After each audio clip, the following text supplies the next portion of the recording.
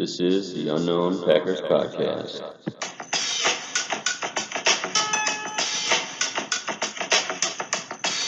Army with harmony.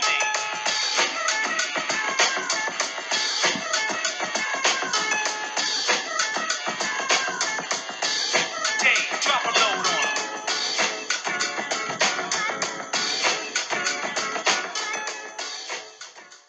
on 'em. Welcome to Week 10 of the Unknown Packers Podcast. I'm Jeremiah Wayman. And I am Bryce Christensen. This is the Fan Questions on Tap. And speaking of on tap, what are you drinking right now, Jer? Right now, provided by you, Oso Hop Debacle. Nice. The E is backwards, so it kind of screwed me up there. I'm almost was going to say something else, but a little play on, font placement. But nice job. It's a fuzzy, what do you call it, New England style IPA. Yeah, they go with the fuzzy New England style IPA. Nice and tasty. Nice. I've got the Vale Old Lions, which is a double IPA out of Richmond, Virginia. Beer that I just traded a little bit a while ago. I mentioned that to you when I got over tonight, but you're super into the New England IPAs. June 17th, actually, Good City over here in Milwaukee is going to be releasing a New New England England style style Dr. IPA. J Baby. IPA. So Dr. J, okay. I know what I'm doing that yeah, day. yeah. I'll be at my baby shower, so Oh, and I think I will be too, actually. up in Rosholt. Yeah, I'm actually going to be at your baby shower. That's what I meant. I already know what I'm going to be doing. So, well, yeah. So we were graced with the intro of OPP by Naughty by Nature because we're down with the OPP, and we hope that you're down with the UPP, the Unknown Packers Podcast. This is Fan Questions on Tap. We are going to dive into fan questions. We'll talk about the Packers and their chances with the NFC North, NFC, and the rest of the NFL. We're going to talk specifically about coaches, which is part of the fan question, rookie orientation, recent news, NFL Top 100, and then we're going to tie it up, wrap it up, little wind down of You're getting it, man. You're getting I know, it. I'm getting You're better getting at it. Of our earliest Packer memory. A little glimmer of the What makes bearded us duo. What makes us Packer fans, I guess. So, going into fan questions, we have Rob Novak, bartender at Barkeep at Black Husky Brewing. Great guy. Make sure you go in there. Tip him very, very well. And we've got Tyler Dahlgren, who is pretty much the mascot of the Unknown Packers podcast. He is always all about questions, and I feel like we slight him a little bit. We don't really talk about the fan questions that much because we've dived into so much information. So this week, it's all about the fan questions. Go fans first. Fans first. So you can go onto the Unknown Packers podcast Facebook page and look at Rob Novak and Tyler Dahlgren's questions. We're going to paraphrase a little bit. Rob specifically wonders about the coaching staff and Roles. their roles, and then also with rookies and what's the first couple weeks. Is it a And I rookie think especially staff? mid to late round rookies. Mid to late round rookies, and is it the rookie coaching staff, or Oh, is right. it the actual coaching staff that all looks at these rookies? He also talks about that the Packers are perennial late round, draft pickers, if you will, and Which is a good thing necessarily, because I mean that's saying you're having a pretty, if you're within the last four every season, always talking playoff football. And Yep. we're always sticking Super Bowl, so you can't really complain that much. And that's what we're trying to, we're trying to break up that anger and that angst sometimes with why don't we have more Super Bowl rings? And we talk about the Packers, 12 months, 365, and we're always thinking playoffs. Granted, last year they had to run the table a little bit, but looking at the Packers being perennially late round draft picks, what do you think about where because we're not looking at this year's rookies as contributing as much as we're looking at last year's and 2 years before. So Jeremiah, talk a little bit about answer Rob's question. I think, when you're picking at the end of the first round, which obviously in Ted's case, in anybody's case, I think in those late round or late first round picks, you have a little less, I want to say lower rate of hitting, or hitting a home run, I guess, on those players, which Ted has definitely shown. Where he struggled I in think the first rounds. It's difficult. I think I'm not saying it's easy. I don't think we or me or you could walk in there and pick the best guy, and they'd be more successful than anything Ted's done. But he has shown, a little bit of inability to pick those home run guys that are first year impact players. Besides BJ Raji, Clay. Yeah. So in that regard, but there's other teams that are always at the bottom of the league that are picking guys and seem to do a decent job with them. The Patriots, Steelers come to mind. Broncos of recent memory. Yeah, I would say next to the Seahawks and the Patriots, we've been the most stable franchise in the last I 4 think to 5 in Ted's years. tenure. Oh, I think next to the it's Patriots. I think it's Patriots, us, and then below that is I mean, the probably Steelers have always Seahawks, been Broncos, there, but they've Steelers. struggled. Yeah, they had a couple 8 and 8 years or so. But as far as Well, looking at 2016, who comes to mind that can make impact players, guys that we drafted last year that can make impact? I think especially based on our draft this year, who we picked up or not picked up, Kyler Fackrell, he has to make an impact. And I think Kenny Clark. I think we talked about this in one of our earlier podcasts. Yeah. As far as impact players that we were looking at from last year, going into this year, making that jump, and especially based on his performance towards the end of last year, I think Kenny Clark is a very obvious candidate, for that designation, I guess. Yeah, the year 1 to year 2 jump. Kyler Fackrell's more of a dark horse, I guess, or an unknown, because I feel like he didn't get that much He didn't do anything. playing time. He didn't, even when he did, he didn't have the, didn't show that much when he did. I think practice revealed a lot. So, yeah, Kyler Fackrell. I think that once he put on pads, he couldn't take hits. He couldn't shred off blocks. And that's what we brought him in as a third-round draft pick, and I believe he's 25, 26. Yeah, he's an older. I mean, he was a senior when he got drafted. They're relying on him heavily. He's got to put on some weight. He's instinctive. He's smart. It's clear that since we went secondary focus in the draft, outside of Josh Jones being more of a hybrid guy, it's clear that they think that Kyler Fackrell is going to be that guy that goes year 1 to year 2 jump. That's who I'm thinking mostly in 2016. Is he's the guy that I'm keying in on as someone outside of Kenny Clark. I think as being a first rounder. I think Kenny Clark's more of an obvious. I think more people are talking about Kenny Clark. Obviously, you can already see it. Everything's starting to click, and he'll be 21. The other guy, actually, Dean Lowry. I think he's more defense. I don't think he's an outside linebacker necessarily, but he seemed to have some a couple flash plays here and there last year where I could see this guy. And I can't right off the bat I don't know when he was drafted, but 4th round. So and so I mean if he comes in, has a little more of a role, I could see him doing doing some work as far as being that guy that jumps from year 1 to year 2. And just to let you know, you might hear a little revving. We are. It's our first outside podcast experience. So you're going to hear a little bit of people having a little bit of a pissing contest to see who's got the best engine, or the most broke muffler, I guess. Just a little pissing contest behind us, but yeah, we got a little background music with some rap and some loud engine and muffler noise. But we're getting it's a great. I want to say hopefully first day of many days of a good spring summer right now. It's gorgeous outside. River West Milwaukee weather. We're enjoying it. So just a little FYI of what we're experiencing right now with the podcast right now. We are outside. So we talk about Kyler Fackrell, Kenny Clark, and Dean Lowry. Especially, he's going to be that he's more D end, on the line type guy. Absolutely. Yeah. Yep. Hand on the ground, five hand technique. Type of he's pretty much just going to line up as. Does Ricky Jean-Francois also? I think Ricky Jean. I think Dean Lowry. Peppers. Oh yeah, Unknown Packers podcast, man. You're a Packer fan? Right on. Check out the Unknown Packers podcast on Facebook. Yeah, we're actually recording right now live for our podcast. All right, just bringing another fan to the Unknown Packers podcast. I guess that's what you get when you're doing an outside podcast. So we talk about Kyler Fackrell, Dean Lowry, and Kenny Clark as impact players that are going to take that year 1 to year 2 jump.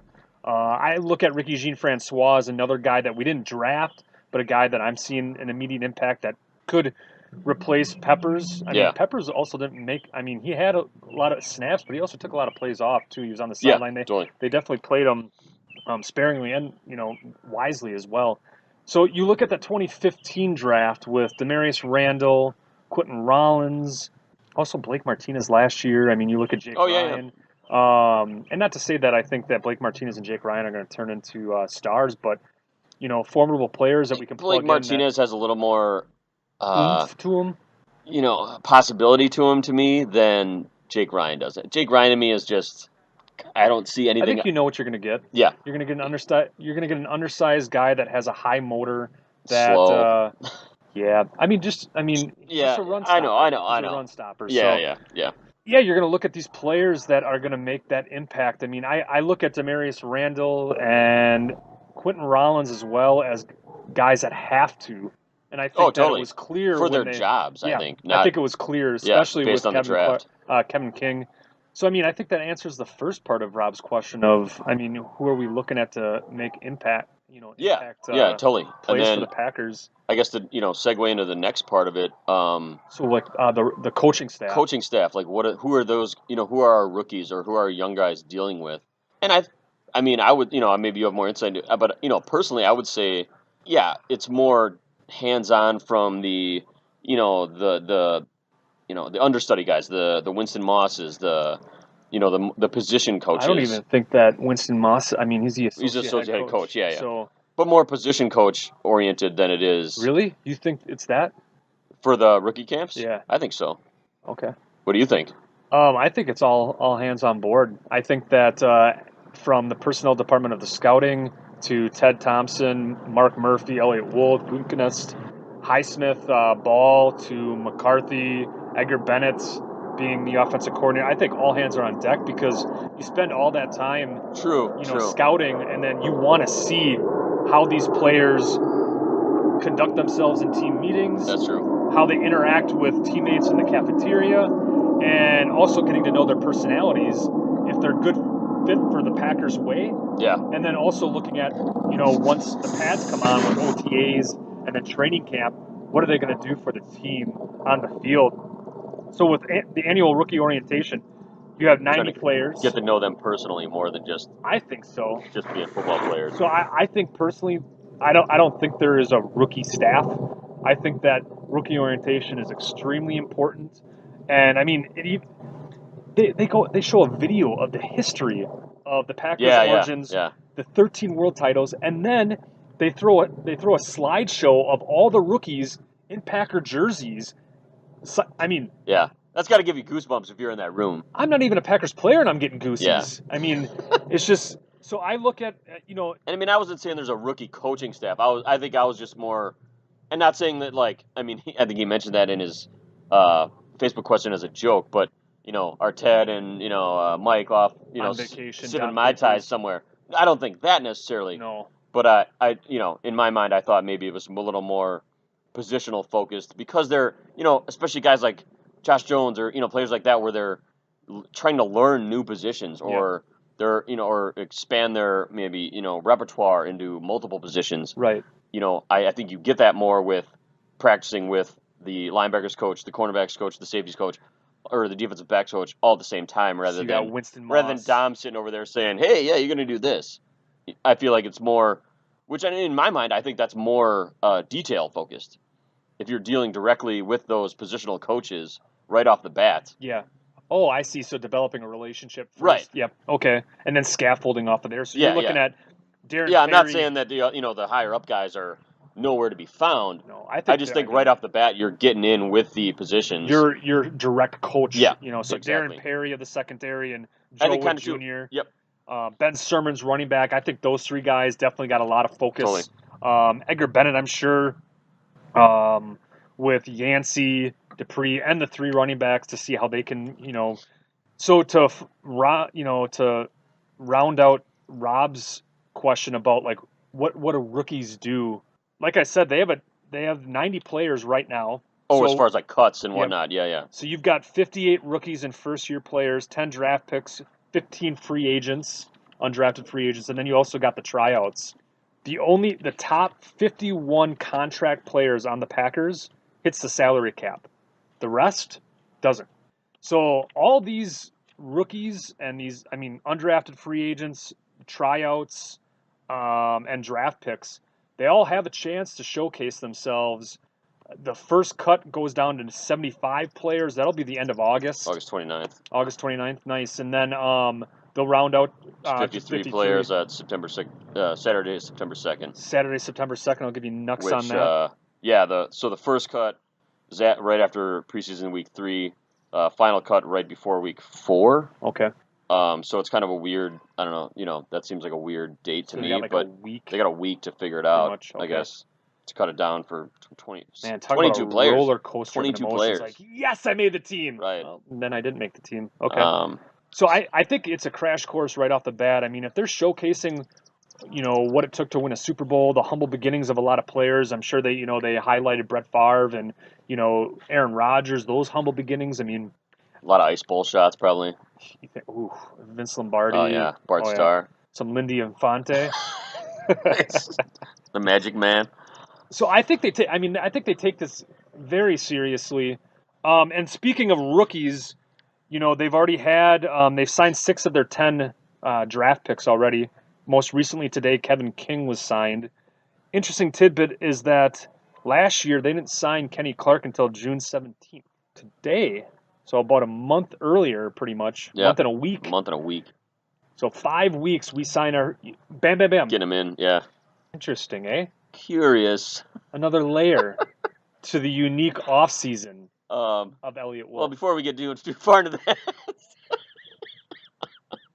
I had to slide that in there real quick. Anyway, I digress a little bit. Do you want to add anything to Rob's? What I was just gonna say, as far as especially when you brought up the signing 6 players, to me, and because I think you said something in his question about mid to late round guys, do they hold a special place in the Packers' heart just because they were drafted versus an undrafted guy? I don't think so. I think, obviously they sign all these, they'll get signed to contracts, but to me, for the most part, they're going to be especially the later round guys. So they're not going to count against, if we decide, let's say for instance, Malachi Dupree or D'Angelo Yancey, they're not making the cut, and we signed them. We're not going to keep them on just because we drafted them in the 5th round, so we got to keep them on as a player. They're gone. Yeah. Everybody, I think, at this point in the game, everybody's expendable. I mean, I would say besides maybe Kevin King and Josh Jones because they're your first 2 picks. First 4 are secure. After that, I mean, I think Jamal Williams is secure. After that, I mean, who knows? I mean, Aaron Jones is a big Packer favorite right now, fan-wise. UTEP guy? Yeah, really? Aaron Nice. Jones. Yeah, I like it. So I think we addressed Rob's question. Yeah. We'll find out when we go into Black Husky a little bit earlier or later on in the week. Let's move on to Tyler Still Dahlgren yelling real at us. quick. And he pretty much, it's a perfect segue with Rob's tied questions. together. And he talks about how the Packers draft late year after year, and other successful teams like the Patriots. Teams seem to have schemes and game plans that allow them to plug and play, a selection of players despite the athletic ability, whereas the Packers seem to be dominant only when playing their optimal lineup. He goes back to talk about Ty Montgomery making defensive mismatches. Can the Packers game plan to force the playing field to tilt in their direction? Can they force coverage mismatches when on offense, which creates a lead, which allows a less than stellar defense to bend repeatedly without breaking? It would seem that this year, more than others, they have the pieces and depth to make it happen. Will the coaches pull it off? I think if we're talking straight about offense, because it sounded like he at the end there was more focused on the offensive part as far as creating mismatches and building a lead and stuff like that. Yes, we definitely have the talent there for sure. I mean, with Bennett, Kendricks, the stable of running backs that I think we said this last week after the draft that with those stable of running backs, I think it's going to be a kind of versatile, just revolving door of just fluid motion of just awesomeness and talent. And keep in mind though with running backs that the highlight reel is great. Yeah. Can they protect? Totally. Can they pick up blitzes? And I would say, I think that happens quite a bit when you get younger guys, smaller guys. I think Jamal Williams is he's a senior. He's been there. Aaron Jones, I'm curious about because he's more of a dynamo, like a Devontae Freeman type of guy. Where can he pick up? Montgomery could. I think that's why Michael was gone, is because he couldn't. Which I think you just said Montgomery. And we're talking about our running backs. to quick tie back into Rob's question about coaching, I think Ben Simmons, has to have And even ties as a well. good, just a high five or something, because to convert, a wide receiver into a running back mid-season, not even, or maybe a little earlier in the mid-season, but and have him be I'd say pretty successful. I thought he was dynamic for that, at times. Conversion. He allowed us. I think to that says actually a go on lot. that run too. Yeah, I think that was a big thing that was overlooked last year. Is that while Rodgers was going on this crazy run, it was also the development of the running game with Ty Montgomery. Yeah. And how slippery he was. I mean, Yeah. that's the word that I mean, you Oh, just. yeah. I mean, he was just all oiled up. Looked like he was going down. All of a sudden, like a 10 salamander. yards, 12 yards down the like field. the fastest salamander on earth. I think salamanders are actually pretty fast. Are they in general? Oh yeah. But have you ever he's seen a the salamander run? fastest Have you ever seen a salamander run? He's the Like, fastest salamander. right across a little telephone pole there. It's pretty pretty skippy. As you can see that we're having on tap fun right now with Oso Hop Tobacco, Old Lions by the Veil, and we always drink Black Husky Beer. Speaking of Tyler's question about mismatches, I think that's what our whole game plan is going to be defensively and offensively. I think you look at our defense as all these different hybrid type of players that are athletic, that know the game well, are quick, can lay a hit. And so that'll be my question is, does Fackrell put on weight? Does he get a little bit more physical? Does J-Roan, who already is a tree trunk, who's massive, can he pick up the nuances as an everyday down player? Yep. Then you look at the secondary with, I think it's a good problem to have. I think that you have to temper your expectations with rookies. That's true. And, yeah, totally. They're not always going to make those splashes. But I look at Kevin King as a guy that I think he's going to make plays. I think Josh Jones is going to make plays. But it goes back to Tyler's question, too. I think that the 2015, the 2016 draft selections, I think are also going to dictate a lot of our success moving forward. The biggest Achilles heel is our coaching, in my opinion. I think that you look at, I really, really wish that Mike McCarthy would just relinquish and do more of like a Bill Belichick, even though he's more of a defensive-minded approach. I like the fact that he can focus more on. I think special that teams or kind of game just managers, game management, and allow Rodgers. He's already. He's been in the league for how many years? Let him dictate the offense. He already has this incredible feel and this nuance of the game. Let him do that. And I feel that McCarthy, you can even see it. And Capers, you can even see it. Yeah, You get leads, the defense gets lax. Right. Like, why? Why? No, I think. Where is that tenacity? Where is that fire? Okay, at one point, though, we already did this, though. McCarthy gave up the play calling. He gave it up to Tom Clements, and that first 6 weeks. Yeah, but we were garbage. We were horrible. Like, it was noticeably not good. And, yeah, maybe... But why make that impulsive a move where you have to relinquish in the first place, which already makes me think that you're doubting your abilities as a head coach and also the offensive coordinator. And I agree that, I totally agree that Mike McCarthy definitely is not taking advantage of what he has in Aaron Rodgers, in the skill players that he has. Honestly, I was one of the most excited people probably in the state of Wisconsin to see Eddie Lacy leave, because it forces Mike McCarthy's hand to not be, well, okay, we're going to be a power running team. So I think he is just ungodly obsessed with being a power running team, regardless of who you have at quarterback. And, hopefully, I think this season will be very telling of whether McCarthy is more of a adaptable kind of chameleon coach, or if he's just a guy that says, well, this is what I want to do, and I'm going to do it, regardless of the success of our team. So Mike McCarthy is a sensitive guy. And so when I want him to get on that horse... Or that pony? Do you want him to get on that pony? Well played. Well, I just think that the horse is too large enough. So it's a little bit of a little Sebastian, where he can jump on it and feel more confident in the team. And this has been an issue, for the last four. It was clearly the issue in the NFC North or NFC Championship when we lost to the Seattle Seahawks in 2014, where you just saw this. All right, we're gonna let our foot off the pedal, and we're just gonna coast to this victory. And you see it. There's nothing more that You bothers see me. it time and time again of this hesitation of this, and so I look at it now as the coaches have depth now.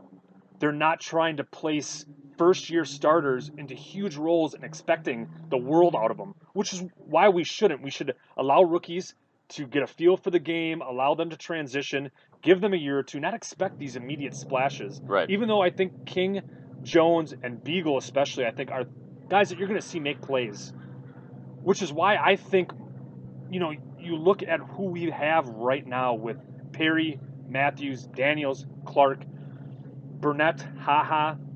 Kentrell Bryce is also another guy that I could see a year one to year two jump. Mm-hmm. So I look at more as now we have availability. Jari Evans allowed us to actually focus more on the draft rather than take a guard in the first I like 4 that. Yeah, rounds. that was good. So signing. It's all these acquisitions that fill up holes. We draft rookies. We're also waiting on these guys to take that year 2 to year 3 jump and that year 1 to year 2 jump. And so I think it's up to the coaches. You look at, I also think Mark Lovat, the strength and conditioning coordinator, is another guy that I look at as, all right, why do we have, welcome to River West. Nice, yeah. Not every day you get a little motorcycle drag race in the alley. behind the alley. Year after year, we look at all these injuries and we look at these like orthodox, even McCarthy said Unorthodox, this year, probably. Unorthodox, I'm sorry. You look at McCarthy this year, he's already even said that he's already doing a couple tweaks to practices, and that's what they do every year. Yeah. Last year, the tweak was that they started practicing on Saturday, the day before the game, whereas in years past, they We'd had actually done that for 2 or 3 years. 2 or 3 years in a row, right? Yep. But I think I want to say I mentioned this very early on in one of our podcasts, that statistically, our injuries are as a whole were down. But last year was maybe a little bit of outlier because those injuries were to, your first level players. Sam Shields. And our depth was horrible. Yeah. So it just showed more. Like as a whole, our injuries maybe, I'd pull up the statistics again, but injuries as a whole have actually been down since this change has happened as far as moving practice to Saturday and having Friday off. Okay. But last year, I think just looked horrible because once those first level guys went down, we had no depth whatsoever. Whereas this year we do. I think now, yes, with the draft and a couple of the players, especially on offense that we've signed, offensive line even, yes, there is. Do we still take that approach, though? There is hopefully depth there. Do we still take that approach where we're hoping for, or clearly having a high-octane offense and then a defense that does a bend, don't break? Or are we looking at more I'm sick of the speed bend, and don't tenacity? break. I'm sick of the bend, don't break defense. I don't think it happens Because this it all depends on turnovers. I don't think it happens this year. I think it happens next year. Yeah. I think Jones takes that year 1 to year 2 jump. Unless he's this guy that, where he's even said already. Actually, this is a perfect segue. Do you want to talk about rookie orientation? I mean, I think we've addressed questions. Yeah. We got I'd say we got We're going to talk about rookie orientation Tyler's and Josh Jones. So thanks to Rob and Tyler for the questions. Yeah, those are good. Nice in depth. We got I don't want to bend, don't break. I just don't think we're going to go from a 28. I mean, our 22nd. Our run stop was what, 8th, 9th? 8th or 9th by the end of the year. Our pass defense was like 32nd. And then we were 22 31st, overall. 21 or 22 overall. I mean, we could make. I mean, if we get into the top 15 overall, I think then we have a shot. Yeah. But I mean, we're asking a lot out of Kyler Fackrell, Jaron Elliott. Right. And we're asking a lot out of Kevin King and Josh Jones in their first year, which Packer fans just temper. Just wait a year. Or, I mean, and then if they surprise you in year 1, great. Right. But don't jump on. Well, Demarius Randall and Rollins surprised us in year 1. I still think I think Demarius Randall, even though I dog him a lot, I look at him as more of that. He's the defensive Devontae Adams going into like last year. We wanted to cut him. We didn't want him to make the team. Yeah. And he made that. He was finally healthy, and he made that jump. Whereas Demarius Randall's finally healthy. He's got that swagger. So I'm hoping that he will. Rollins, I don't know if he's a football player. Like I think that he's athletic. True. Yeah. But maybe he's a glorified Jarrett Bush on special teams. But I don't look at him as a guy It's Charlie Ward. from Florida State. Man, I haven't heard that word in a little. He was a Yeah, basketball guy that played football, yeah. but then ended up playing basketball. But Probably should have played football. in this day and age, he could have played football. Well, okay, but that was like what in the mid to late Mid '90s. '90s, yeah, Okay. when the athletic, dual threat quarterback was not really in vogue. So do we talk rookie orientation? Do we take a quick break? Let's talk about Josh Jones a little bit. Yeah. Cool. So yeah, Josh Jones. I mean, going into those guys that could make an impact, hopefully in that first year. If he doesn't, totally understandable. But I feel like the way that they're already kind of moving him around, trying him out in these rookie orientations. He's already done a lot at inside linebacker. He's been with the defensive backs coaches, going safety, corner. So they're really, I mean, from the get go, day one. I mean, rookie orientation starts. How many days after the draft was that? A week. Yeah. So from day one, they knew this guy was, Micah Hyde replacement. I'm gonna even go one higher than that. I think he's the Chuck Woodson replacement. Just based on That is some the lofty testimony. expectations. But yeah, no. But no, I'm just saying, based on when Chuck left, that's exactly what he was playing. He was that, to a better level than Micah Hyde obviously was. He was the guy. He was in the box. He's He my was Derek Rivers. who? Josh Jones. Josh Jones? Because I mean, it's like a 15-pound difference, pretty much, of Jones to Rivers. Oh yeah. So Yeah, 220 for inside linebacker, safety. I think it's the Burnett Josh Jones show. Yeah. And then haha scopes the backfield. Anyway, I'll let you Yeah. continue. Oh no with your no. And assessment. so just to expand on that, it's not like he's coming into this being like, well, I've never done this. Like I've never played inside linebacker. I've never played all these positions at once. He did that actually on a pretty consistent basis at NC State.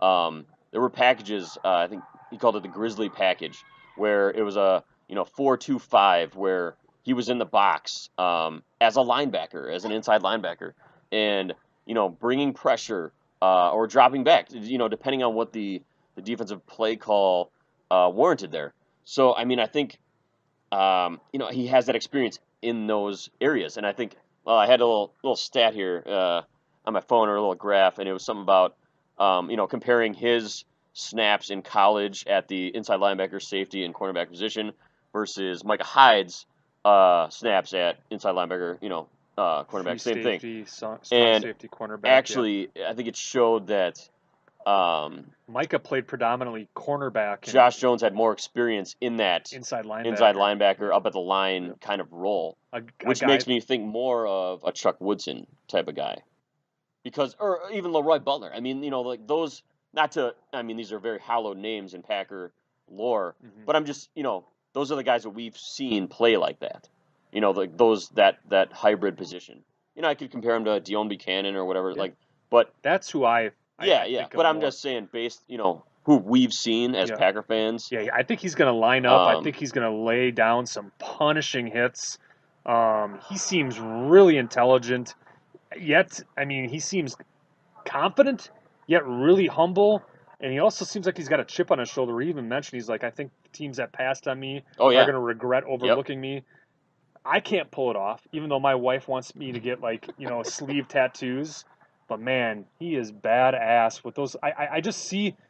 Again, I'm tempering my expectations because I don't want to put so much pressure on these 21, 22-year-old players Right. going from college to the NFL, which is, I mean, a huge jump. For sure. But I look at that pick, like I mentioned last week, as a sleeper pick, Yep. as a guy that, not as a sleeper as, oh, who is this guy? More of a sleeper first-year impact type of player. Exactly. And I'll add on to your little sleeper there. I saw some mentions over the weekend or since our last podcast of, defensive rookie of the year candidates. And I wasn't really impressed with any of them. Or, I mean, I could see it happen, but I'd say I could see Josh Jones as being a sleep. I'm not going to say he's going to win, but a sleeper, like I think at the end of the year, hopefully, depending on, especially, I mean, what they're talking about using him as, I mean, day and one rookie where he's going to be all over the place. Yeah. I think stat wise and hopefully influence wise, he could be part of the conversation. lofty expectations. Very Already lofty. comparing him to I'm not Leroy sure Butler, changing. Yeah. Chuck Woodson, and sleeper defensive rookie of the year. If you guys didn't know Jeremiah, you do now. But he's just going to be okay. He's go big or go home. Yeah. So with rookie orientation, Josh Jones, we talk about that. We're going to take a little bit of a break. This is the Unknown Packers podcast. We'll be right back.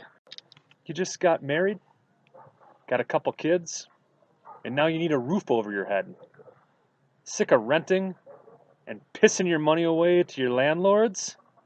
Well, it's time to buy a house. Get your credit in order, get pre-approved, and get yourself a realtor. You might think, is Bryce Christensen a realtor? Is Jeremiah Wayman a realtor? We wish. But the Unknown Packers realtors can buy your house tomorrow. All right, welcome back, Unknown Packers podcast fans. Hopefully you enjoyed our sponsorship from the Unknown Packers Realty Group. We're branching out. Hopefully if you need any help buying a house, Who knows? we have a lot of knowledge. Yeah, who or knows? not much at all, I guess. Let's talk about, I want to address NFC North, NFC, and NFL real quick. Packers are already Where we projected stand. to be top 5 in the power rankings. I think they were number 5 overall. And then I've seen 3 actually. Really? Okay. 3rd, yeah. Yeah, I saw. I can't remember if it was NFL.com that had them like the number 5 power ranking. I look at the NFC North. I think the Lions are going to contend. I think that the Vikings might surprise a little bit. I think the Bears are definitely in rebuilding mode. Yeah. I still think we're the cream of the crop of the NFC North, barring any sort of catastrophic injury. Knock on wood. NFC. Is there a team that really scares you in the NFC?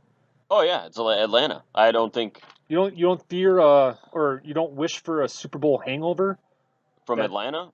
Typically, when they lose, yeah, teams that lose the especially Super the Bowl, way they lost. it's brutal. That's brutal. I don't but think they're crying going into rookie No, orientation. I That just would think be funny though. Wouldn't it? I think We should have Matt won that. Bryant. We should have won that. His tears are gonna turn into icicles because he's mad at ice. Oh, nice. No, it's horrible. But no, okay. I mean, I could see a hangover a little bit, but I don't think their offense is all of a sudden go to the crapper. I think they have way too much talent on offense. I think they actually signed another wide receiver. I want to say Andrew Hawkins from Cleveland. Andre Hawkins. Andre Hawkins. Okay. So now you got Hawkins, you got Gabriel, who had a good year last year. Yeah, You got Julio. Sanu, you got Julio. I mean, and then you got the dual running backs. You got And an ascending defense as it's- well with yeah. a defensive-minded coach. So I look at the Seahawks also as another rebound possibility. Yep. I look at Dallas. I mean, you got to look at that sophomore slump. I really think that a lot of pressure is going to be put on Dak. Ezekiel and Dak to see if they can continue that. So I think the and NFC. they lost all their cornerbacks in free, or like not all, but I mean yeah. pretty close to. I think the only one that they kept was Orlando Scandrick, and they were trying to trade him. I heard, or he wanted to be traded. I don't know, something like that. But So to we're lose a pretty good portion of your corners, to expect that Dak is going to be the same guy who, I mean, Jesus, what was his QB rating last year? broke It was records. just ridiculous. Yeah, I mean, you're not going to do that every single year. I've just realized that I know a lot about the Packers, but I don't know anything really about the rest of the Anybody NFL, else? which is why I'm really relying on you to because I think we're going to win the Super Bowl every year. I mean, realistically Yeah. speaking, I think that we can always contend. I look at Atlanta. I mean, I just think that That's why I said I think if you asked me right out of the bat, Atlanta's the only true competitor in my mind. I mean, yes, God, those other teams are going to be difficult. There's going to be challengers. I think Tampa Bay For will be sure. fun too. We played them Yep. this year. I mean, too. I think we have a pretty tough schedule. The Giants are going to be good again. Or a challenge again. I think the Eagles could surprise people. Yeah, we break Carolina. down I think Carolina's going to come back to life a little bit. McCaffrey I will think be they had a interesting, too. really horrible year last year, but I think Cam Newton has a resurgence again with McCaffrey. Their defense is always pretty. I guess top my question tier, is question is, can we represent the NFC in the Super Bowl? Yeah. Oh yeah. And I mean, in a quick snippet, like what needs to happen in order for us to represent the NFC? 'Cause Our defense needs to improve from. Okay, not our defense. Our corners need to be at least league average. I still look at that pass rush as, I really wish they would have addressed Yeah. that more. And again, maybe, Justice Mosqueda talks about how Vince Beagle was the most underrated pass rusher in the draft. So maybe he comes in, Wisconsin hometown boy. Again, he's a rookie, so I need to just calm down a little bit Yeah. and breathe. ASC real quick. NFL. I mean, when you're looking at the entire of the NFL. So obviously Atlanta, Seattle. You look at some dark horses in Carolina, Tampa Bay. Dallas is a big question mark too if that Yeah. year one or year two jump. Now you look at the AFC real quick. I mean, right off the top, New England, Oakland, runs to England. Oh, Oakland. I think Kansas is a City. surprise. Yep. Or not surprised, but I mean, I think they're just a solid team. Pittsburgh. Oakland, Pittsburgh. Pittsburgh's offense is going to be off the charts. So I think I think definitely the Packers are in the top 8. Yeah. I think they're in the top 5. I would say top of the whole, entire NFL, top 5 for sure, top 6. Yeah, I mean yeah. I got them at 4, top 4 in the entire NFL. So who do you got? I got New England, obviously, which sucks. I got Atlanta. I just think that you've got such a tenacious head coach in Dan Quinn, and I forget who the GM is, but I mean he's made strides in the draft, and he's picked up. I mean, it's a New England guy. I mean, Keanu. I mean, Dimitrov.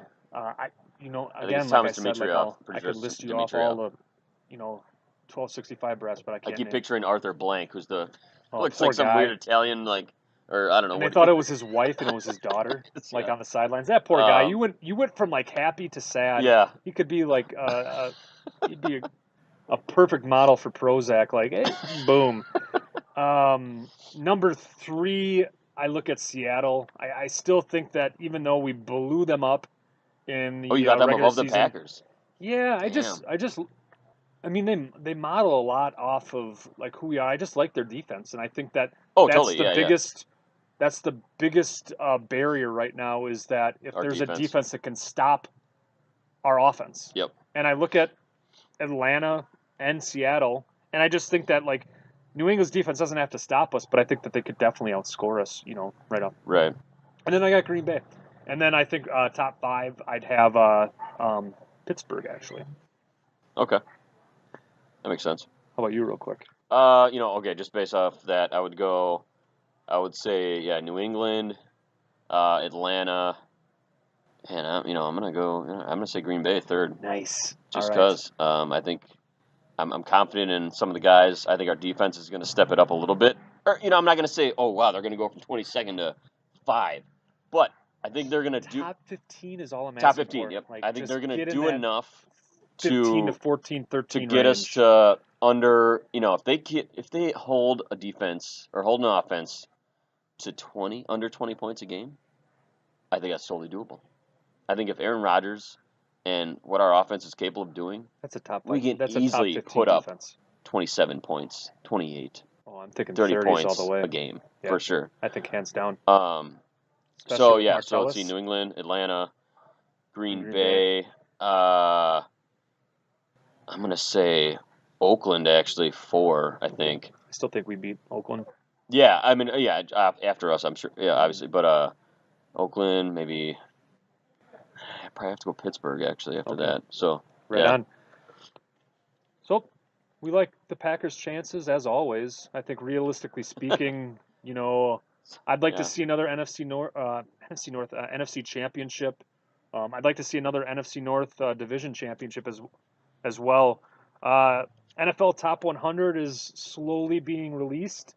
We have Mike Daniels, Clay Matthews, and Haha. ranked. Made his first top 100. Nice, 77th, right? 77. Clay was 82nd, which he dropped from 57 last I'm surprised year. he was even in the top 100. Yeah, me too. Daniels was 84. Do you know that Devontae Adams was 101? Was he really? Yeah, just missed the cut. Did they? I didn't know they released honorable mentions. I can't remember. I can't remember the source at all. I just remember seeing it on Twitter. That's pretty funny. If it was, I'm not That's even actually that makes sense to me. 101, right on the cusp. Yeah. So, Mike Daniels, he tweets out there that the Packers fans and the rest of the NFL, they rag on our defense and that we're not good enough. We don't have any talent. And you look at when we won the Super Bowl 2010, 2011 Super Bowl, and then when we won the Super Bowl in the 96 season, but 97 Super Bowl. I mean, in 96, 97, you had Reggie, Leroy. You also had, Reggie and Huge. Leroy were top Eugene 10. Robinson was a top safety at his position at the Santana time. Dotson, Santana Dotson. Craig Newsome, Doug Yeah. Evans. Yep. Um, Reggie could have been top overall player. Was Kuntz on that team?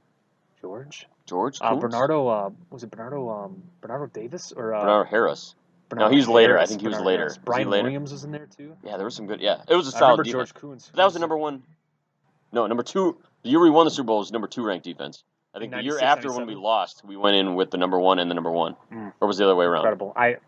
You have me on that. Okay. It's good stats though. It was very close. I mean, it like was like that. one of it was very close. It's very Rain Man of you. So 2010, 2011, you had Chuck Woodson, who apparently we have already with Josh Jones, as you're proclaiming. Well, when that happens, come to me. You heard it here first. So you had Uh, Chuck Woodson. You had I want to say Tremont, young and fresh Clay Matthews. B.J. Raji. I want to say Tremont was in there as well. Yep. Nick Collins was like in the 70s. So Kevin Green was our linebackers coach. man, he could have been our D coordinator. I understand that you want to focus on family, but that's true. So you look at if we want to win a Super Bowl, you got to have that top 5, top 10 presence, and there's not a top 5, top 10. It's not there. At least right now, yeah, that's not there. But is our offense more explosive than what it was in 2010 and what it was in 96?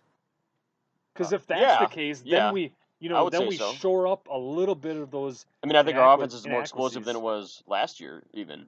And last year, towards the end of the year, those last, when we went on our run and run the table, our offense was blowing people away. It was clicking. Top of the league as far as from like points week per game, 8 to week 8 to the end of the season. So that's what I mean. If you pair that with even 15, like you were saying, 15, middle of the road defense. The possibilities are a little more, enlightening, or you kind of open to those movement, championship level teams kind of stuff. Is there anyone on our team that can be like a Reggie, Chuck? Granted, they're cream of the crop, Hall of Fame players, but is there anyone on our team that could get into that discussion? Okay, HaHa has improved every single year, and so based off of that progression, he's honestly, he's the only guy, which is sad. Have you listened to him mic'd up too? No. Pretty fired up. He's a general out there. Nice. You can tell he's just a young general. He loves to play football. Alabama, he was already in a pro-style defense. Oh, yeah. So I'm going to agree with you. That was actually who I was thinking, is that I can't see. Daniel, Clay, he's already. I think we know we're going to get out of Clay. Daniels is solid, but he's not I'm going to take over this game kind of guy. Nick Perry is my big question mark. We're paying him. Nick Perry, yeah. We're paying him to be. So they haven't even. Is Nick Perry ranked higher than HaHa? They haven't released that yet.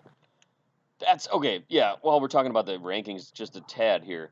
Some of them I don't understand that much. Yeah, I don't know whether it's based on, because it's obviously so it's the rankings for next year. But what is that based on? Is it career based, career trajectory? Is it just based off of last year? Is it name recognition? Because rings. Just comparison. Dante Hightower was rated 94. No way is compared to him to Matthews in his year last year. There's no way Hightower should be rated lower than Clay Matthews. Clay Matthews in my should mind. Be in the top 100. No. Malcolm Butler was rated 99. Yeah. He's like a shutdown number 1 corner. Yep. That makes no sense. And last one. So subjective. Thomas Davis from the Carolina Panthers, like one of the best, I think, linebackers in all of football, was 89. Granted, he's got some weird injury histories and whatever, but just to throw that in there as far as reference. So we're talking about the rankings, but at the same time, I would like to know where they where they originate from or what they base it off of. I have no idea. I mean, again, I think it's subjective. I think it's just a bunch of writers that get together and say, "Oh, Right. Clay Matthews is familiar. We're going to put him there." I Mhm. agree that Haha can definitely transcend into that top tier player. Mike Daniels he's always been vocal. He's always been larger than life personality. So I Yeah. appreciate him getting people fired up and saying, "Hey, you guys going to dog us? Well, guess what? We're better than that." And so I like this tenacity. I like this fire that he's bringing. We've got, about a little bit of time left. I know we say this every time, but earliest Packer memory. Tim Eichinger, brewmaster, whether he wants to admit it or not, from Black Husky Brewing, had suggested that you guys can get to know us a little bit more. I'm not going to tell you what my favorite ice cream is, even though it's salted caramel. But I am going to say, what is your earliest Packer memory? Like, what stands out when you became a Green Bay Packers fan? I'd love to hear what you guys think when we post this. Like, what were your guys' memories Yeah, of let us know for of sure. Green Bay Pack? Like when you were like, Either that was the moment I maybe became a Green Bay Packer that fan. first like bone chilling moment, or so I'd say I have had a couple of those. Twofold, I think. One was more not a specific moment, but more of a specific. Every Monday night or every I think it was any Monday night game that they ever had when I was, from probably 8 years old to, the rest of my life. Oh, okay. Actually, no. Let's focus it on when it was on ABC and they had the Monday Night Football song, and it was those guys. I mean, some of those games that I saw and like the music, the music comes on. I've got my Leroy Butler jersey on. Nice. I'm shaking like I'm, bone like And shivers you had down a my. beard at like age 4. Yeah, drinking a beer. No, no. Shivers down my spine. But very okay. If we want to go like vivid Packer memory, I think this was my first game at Lambeau, and it was Pittsburgh and Green Bay, Was it Yancey Thigpen? and Yancey Thigpen in the end zone, Yes. and I was in that end zone, Oh, and I remember that like it happened yesterday, and like still to this day, like it's burned in my brain, and it was, you were at that game? it sucked because it was Yancey Thigpen in my end zone, and whatever I got. It sucked. But They won the game. but I remember it still. But the image, the lasting image of that game is Yancey Thigpen scoring a Cough. touchdown Oh, I see. in But he like, didn't. but like a great catch in my end zone. But anyway, still, yeah, like that's my like weird. I But don't it know. was still a great memory because he coughed it up and you guys we made the playoffs. Yeah, That's yeah, the yeah. first year that we made the playoffs. Okay, see, yeah, that none of that like registers anymore. Damn it, Jeremy. All I remember is like that catch Oh, in the that's corner. vivid where he coughs that up. Yeah. So that was That was your earliest Packer memory? yeah. It's as far as I can remember. Yeah.